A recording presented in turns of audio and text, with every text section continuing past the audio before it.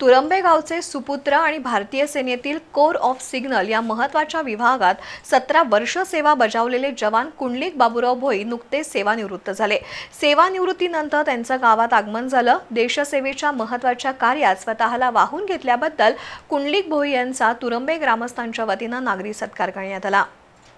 राधानगरी तालुक्यातील तुरंबे गावातील कुंडलिक भोई यांनी भारतीय लष्करात कोर ऑफ सिग्नल या महत्त्वाच्या विभागात 17 वर्ष सेवा बजावली आहे।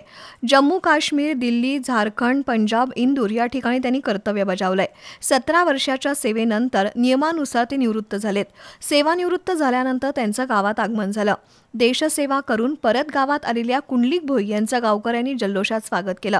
ढोल ताशांच्या गजरात आणि फुलांनी सजवलेल्या वाहनातून मिरवणूक काढण्यात आली। ग्रामपंचायत सदस्य, तरुण मंडळांचे कार्यकर्ते आणि महिला या मिरवणुकीत सहभागी झाल्या होत्या। त्यानंतर गावकऱ्यांच्या वतीनं कुंडलिक भोई यांचा सत्कार करण्यात आला। यावेळी सरपंच दयानंद कांबळे, सलील पाटील, दत्तात्रय चौगले, वैभव तहसीलदार, माजी सैनिक केरबा माने, पिराजी अंगज यांच्यासह आजी माजी सैनिक, ग्रामस्थ उपस्थित होते।